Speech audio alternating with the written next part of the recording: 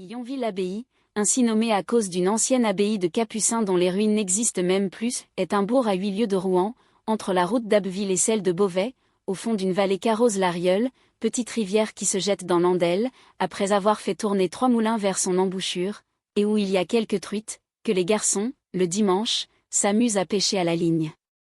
On quitte la grande route à la Boissière et l'on continue à plat jusqu'au haut de la côte des Leux, d'où l'on découvre la vallée.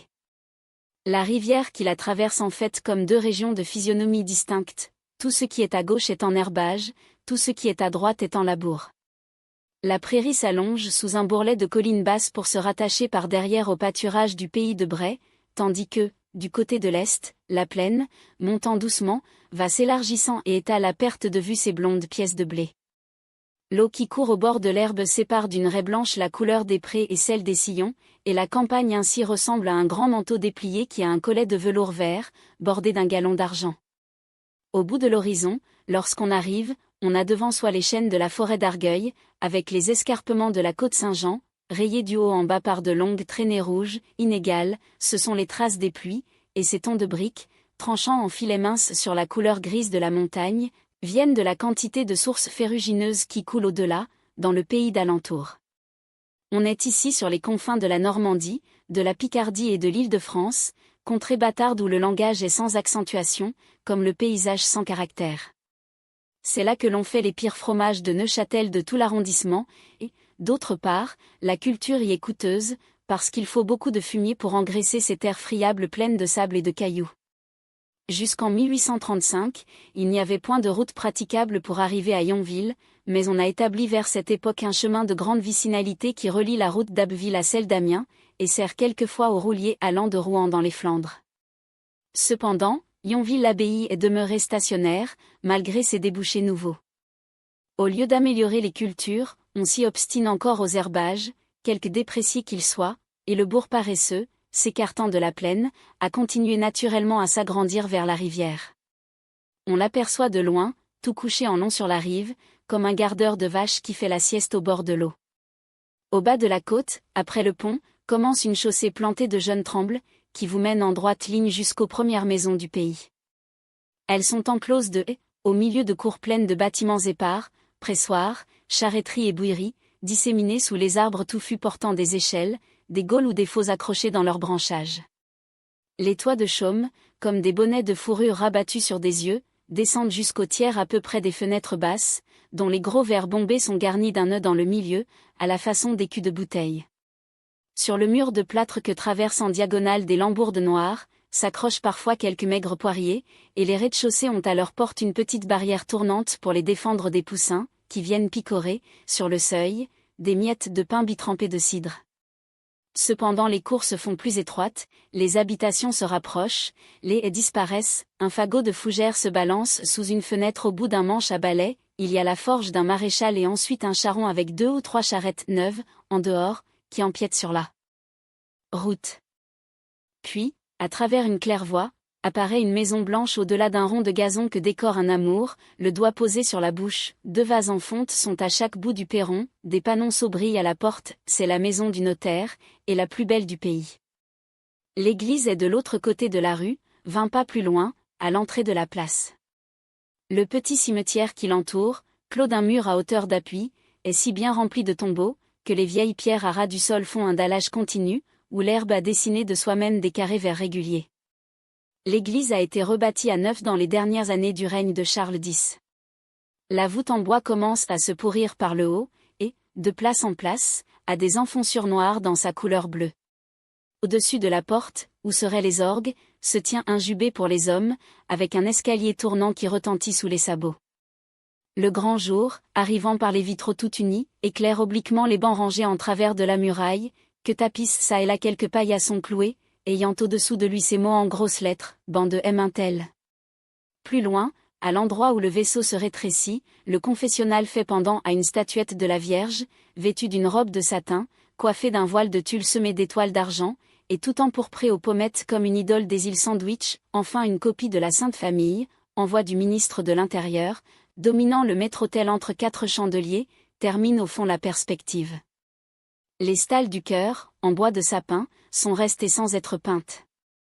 Les halles, c'est-à-dire un toit de tuiles supporté par une vingtaine de poteaux, occupe à elle seule la moitié environ de la grande place d'Yonville. La mairie, construite sur les dessins d'un architecte de Paris, est une manière de temple grec qui fait l'angle, à côté de la maison du pharmacien. Elle a, au rez-de-chaussée, 3 colonnes ioniques, au premier étage, une galerie à plein cintre, tandis que le tympan qui la termine est rempli par un coq gaulois, appuyé d'une patte sur la charte et tenant de l'autre les balances de la justice. Mais ce qui attire le plus les yeux, c'est, en face de l'auberge du Lion d'Or, la pharmacie de Monsieur Homais. Le soir, principalement, quand son quinquet est allumé et que les bocaux rouges et verts qui embellissent sa devanture allongent au loin, sur le sol, leurs 2 clartés de couleur, alors, à travers elle, comme dans des feux du Bengale, s'entrevoit l'ombre du pharmacien, accoudé sur son pupitre. Sa maison, du haut en bas, est placardée d'inscriptions écrites en anglaise, en ronde, en moulée, eau de Vichy, de Seltz et de Barège, robe d'épuratif, médecine raspaille, racaou des Arabes, pastilles d'Arcet, patregno, bandage, bain, chocolat de santé, etc. Et l'enseigne, qui tient toute la largeur de la boutique, porte en lettres d'or, Homais, pharmacien. Puis, au fond de la boutique, derrière les grandes balances scellées sur le comptoir, le mot laboratoire se déroule au-dessus d'une porte vitrée qui, à moitié de sa hauteur, répète encore une fois Homais, en lettres d'or, sur un fond noir. Il n'y a plus ensuite rien à voir dans Yonville. La rue, la seule, longue d'une portée de fusil et bordée de quelques boutiques, s'arrête court au tournant de la route. Si on la laisse sur la droite et que l'on suive le bas de la côte Saint-Jean, bientôt on arrive au cimetière. Lors du choléra, pour l'agrandir, on a abattu un PN de mur et acheté 3 acres de terre à côté, mais toute cette portion nouvelle est presque inhabitée, les tombes, comme autrefois, continuant à s'entasser vers la porte. Le gardien, qui est en même temps fossoyeur et bedeau à l'église, tirant ainsi des cadavres de la paroisse un double bénéfice, a profité du terrain vide pour y semer des pommes de terre. D'année en année, cependant, son petit champ se rétrécit, et, lorsqu'il survient une épidémie, il ne sait pas s'il doit se réjouir des décès ou s'affliger des sépultures. Vous vous nourrissez des morts, Lestiboudois, lui dit enfin un jour, aime le curé. Cette parole sombre le fit réfléchir, elle l'arrêta pour quelque temps, mais, aujourd'hui encore, il continue la culture de ses tubercules, et même soutient avec aplomb qu'ils poussent naturellement. Depuis les événements que l'on va raconter, rien, en effet, n'a changé à Yonville. Le drapeau tricolore de fer-blanc tourne toujours au haut du clocher de l'église, la boutique du marchand de nouveautés agite encore au vent ses 2 banderoles d'indiennes, les fœtus du pharmacien, comme des paquets d'amadou blancs, se pourrissent de plus en plus dans leur alcool bourbeux, et, au-dessus de la grande porte de l'auberge, le vieux Lion d'Or, déteint par les pluies, montre toujours aux passants sa frisure de caniche. Le soir que les époux Bovary devaient arriver à Yonville, Madame Veuve Lefrançois, la maîtresse de cette auberge, était si fort affairée, qu'elle suait à grosses gouttes en remuant ses casseroles. C'était le lendemain jour de marché dans le bourg. Il fallait d'avance tailler les viandes, vider les poulets, faire de la soupe et du café. Elle avait, de plus, le repas de ses pensionnaires, celui du médecin, de sa femme et de leur bonne, le billard retentissait d'éclats de rire, 3 meuniers, dans la petite salle, appelaient pour qu'on leur apportât de l'eau-de-vie, le bois flambait, la braise craquait, et, sur la longue table de la cuisine, parmi les quartiers de moutons crus, s'élevaient des piles d'assiettes qui tremblaient aux secousses du billot où l'on hachait des épinards. On entendait, dans la basse-cour, crier les volailles que la servante poursuivait pour leur couper le cou. Un homme en pantoufles de peau verte, quelque peu marqué de petites vérolles et coiffé d'un bonnet de velours à glands d'or, se chauffait le dos contre la cheminée. Sa figure n'exprimait rien que la satisfaction de soi-même, et il avait l'air aussi calme dans la vie que le chardonneret suspendu au-dessus de sa tête, dans une cage d'osier, c'était le pharmacien. « Artémise !» criait la maîtresse d'auberge, « casse de la bourrée, emplis les carafes, apporte de l'eau-de-vie, dépêche-toi. Au moins, si je savais quel dessert offrir à la société que vous attendez. » Bonté divine. Les commis du déménagement recommencent leur tintamarre dans le billard. Et leur charrette qui est restée sous la grande porte. L'hirondelle est capable de la défoncer en arrivant. Appelle Polyte pour qu'il la remise. Dire que, depuis le matin, monsieur Homais, ils ont peut-être fait 15 parties et bu 8 pots de cidre. Mais ils vont me déchirer le tapis, continuait-elle en les regardant de loin, son écumoire à la main. Le mal ne serait pas grand, répondit monsieur Homais, vous en achèteriez un autre. Un autre billard, exclama la veuve. Puisque celui-là ne tient plus, Madame Lefrançois, je vous le répète, vous vous faites tort. Vous vous faites grand tort. Et puis les amateurs, à présent, veulent des blouses étroites et des queues lourdes. On ne joue plus la bille, tout est changé. Il faut marcher avec son siècle. Regardez Tellier, plutôt. L'hôtesse devint rouge de dépit. Le pharmacien ajouta, son billard, vous avez beau dire, est plus mignon que le vôtre, et qu'on ait l'idée, par exemple de monter une poule patriotique pour la Pologne ou les inondés de Lyon, ce ne sont pas des gueux comme lui qui nous font peur, interrompit l'hôtesse, en haussant ses grosses épaules. Allez. Allez. Monsieur Homais, tant que le lion d'or vivra, on y viendra. Nous avons du foin dans nos bottes, nous autres. Au lieu qu'un de ces marins vous verrez le café français fermé, et avec une belle affiche sur les auvents. Changez mon billard, continuait-elle en se parlant à elle-même, lui qui m'est si commode pour ranger ma lessive, et sur lequel, dans le temps de la chasse, j'ai mis coucher jusqu'à 6 voyageurs. Mais ce lambin d'hiver qui n'arrive pas. L'attendez-vous pour le dîner de vos messieurs, demanda le pharmacien. L'attendre? J'aime, Binet donc. À 6 heures battant vous allez le voir entrer, car son pareil n'existe pas sur la terre pour l'exactitude. Il lui faut toujours sa place dans la petite salle. On le tuerait plutôt que de le faire dîner ailleurs. Et dégoûté qu'il est. Et si difficile pour le cidre. Ce n'est pas comme monsieur Léon, lui, il arrive quelquefois à 7h30 même, il ne regarde seulement pas à ce qu'il mange. Quel bon jeune homme!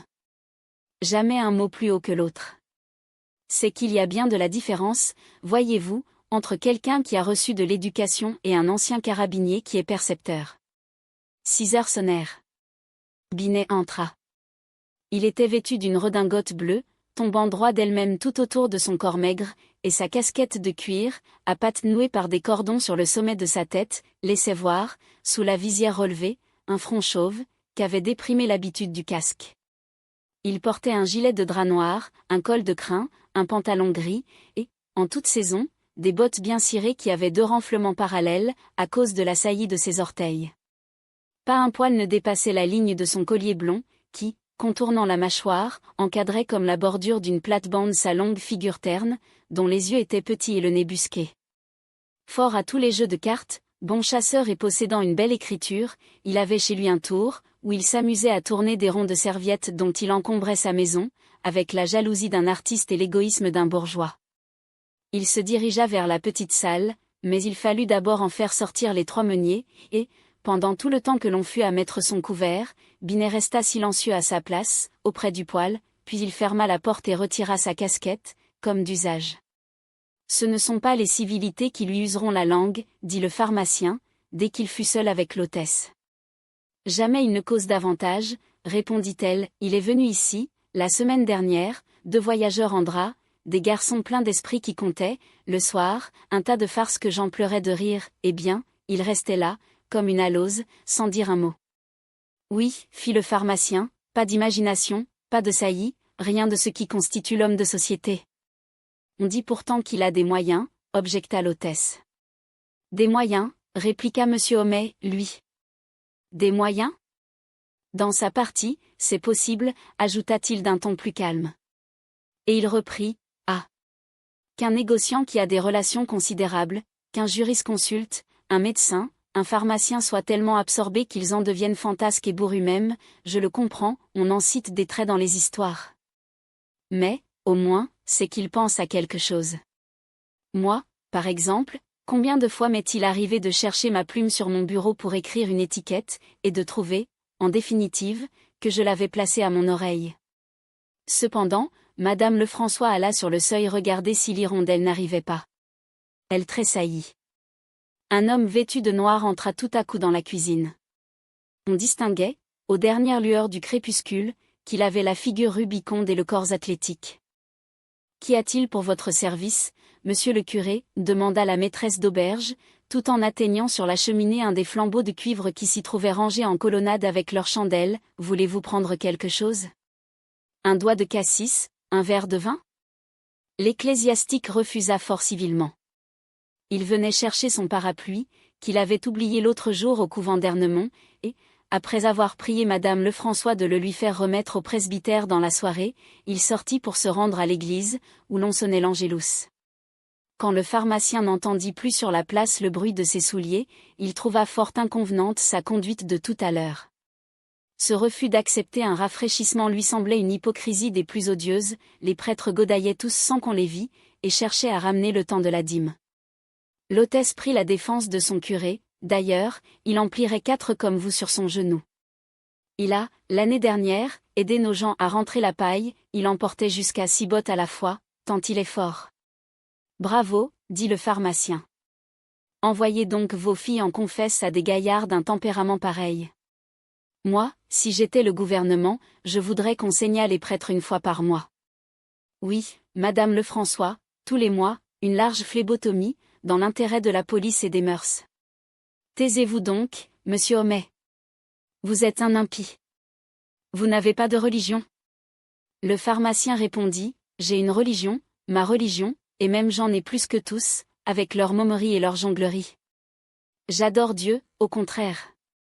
Je crois en l'être suprême, à un créateur, quel qu'il soit, peu m'importe, qui nous a placés ici-bas pour y remplir nos devoirs de citoyens et de pères de famille, mais je n'ai pas besoin d'aller, dans une église, baiser des plats d'argent, et engraisser de ma poche un tas de farceurs qui se nourrissent mieux que nous. Car on peut l'honorer aussi bien dans un bois, dans un champ, ou même en contemplant la voûte éthérée, comme les anciens. Mon Dieu, à moi, c'est le Dieu de Socrate, de Franklin, de Voltaire et de Béranger. Je suis pour la profession de foi du vicaire savoyard et les immortels principes de 89. Aussi, je n'admets pas un bonhomme de bon Dieu qui se promène dans son parterre la canne à la main, loge ses amis dans le ventre des baleines, meurt en poussant un cri et ressuscite au bout de 3 jours, choses absurdes en elles-mêmes et complètement opposées, d'ailleurs, à toutes les lois de la physique, ce qui nous démontre, en passant, que les prêtres ont toujours croupi dans une ignorance turpide, où ils s'efforcent d'engloutir avec les populations.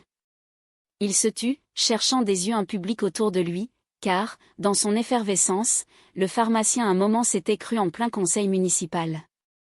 Mais la maîtresse d'auberge ne l'écoutait plus, elle tendait son oreille à un roulement éloigné. On distingua le bruit d'une voiture mêlé à un claquement de fer lâche qui battait la terre, et l'hirondelle enfin s'arrêta devant la porte. C'était un coffre jaune porté par 2 grandes roues qui, montant jusqu'à la hauteur de la bâche, empêchaient les voyageurs de voir la route et leur salissaient les épaules. Les petits carreaux de ces vasistas étroits tremblaient dans leur châssis quand la voiture était fermée, et gardaient des taches de boue, çà et là, parmi leurs vieilles couches de poussière, que les pluies d'orage même ne lavaient pas tout à fait. Elle était attelée de 3 chevaux, dont le premier en arbalète, et, lorsqu'on descendait les côtes, elle touchait du fond en cahotant. Quelques bourgeois d'Yonville arrivèrent sur la place, ils parlaient tous à la fois, demandant des nouvelles, des explications et des bourriches, Hiver ne savait auxquelles répondre. C'était lui qui faisait à la ville les commissions du pays. Il allait dans les boutiques, rapportait des rouleaux de cuir au cordonnier, de la ferraille au maréchal, un baril de hareng pour sa maîtresse, des bonnets de chez la modiste, des toupets de chez le coiffeur, et, le long de la route, en s'en revenant, il distribuait ses paquets, qu'il jetait par-dessus les clôtures des cours, debout sur son siège, et criant à pleine poitrine, pendant que ses chevaux allaient tout seuls. Un accident l'avait retardé, la levrette de Madame Bovary s'était enfuie à travers champs. On l'avait sifflé un grand quart d'heure. Hiver même était retourné d'une demi-lieue en arrière, croyant l'apercevoir à chaque minute, mais il avait fallu continuer la route. Emma avait pleuré, s'était emportée, elle avait accusé Charles de ce malheur. Monsieur Lheureux, marchand d'étoffes, qui se trouvait avec elle dans la voiture, avait essayé de la consoler par quantité d'exemples de chiens perdus, reconnaissant leur maître au bout de longues années. On en citait un, disait-il, qui était revenu de Constantinople à Paris. Un autre avait fait 50 lieues en ligne droite et passé 4 rivières à la nage, et son père à lui-même avait possédé un caniche qui, après 12 ans d'absence, lui avait tout à coup sauté sur le dos, un soir, dans la rue, comme il allait dîner en ville.